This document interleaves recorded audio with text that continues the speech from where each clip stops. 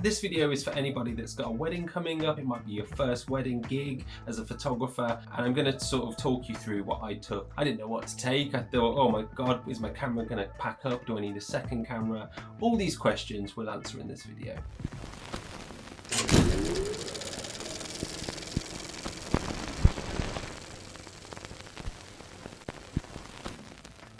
So let's just get straight into it really. So I have a Canon R6, I have a Canon R6 cage and your very standard kit lens. I think the aperture goes down to sort of f4, it's a zoom lens. Not your best kind of lens that I would want, but I'm poor, I can't be buying all this gear willy-nilly. But yes, the cage was rigged up to a flash gun. I managed to get the flash gun on the camera. I also had a little little microphone attached to it, because I was also quite panicky about, you know, oh god, am I going to mess up my friend's wedding and they're going to hate me forever.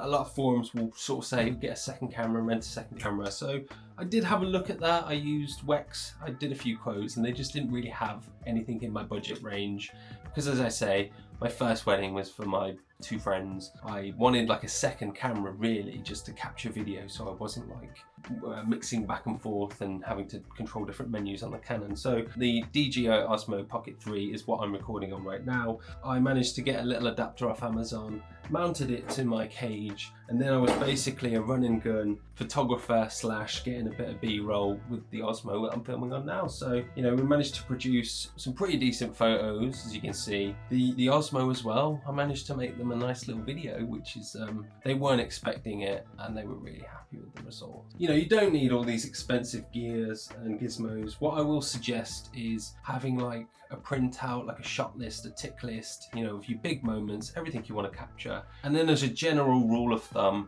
they do say you should take around 100 photos an hour. So it's also good just to get like a rundown of the day from the bride and groom, like a good month before, so you can really conceptualize where you're going to be at what time. It's just because you need to be organized with these things. So explore your exposure triangle, have a little play with functions, take pictures of dolls around the house or friends and family if they'll let you pose, and it'll really put your mind at ease. As I say, don't go too crazy, because you don't want to end up in debt for your first wedding. If they're not paying you very much, or likely not at all, as long as you don't blur every single photo and everything's in focus.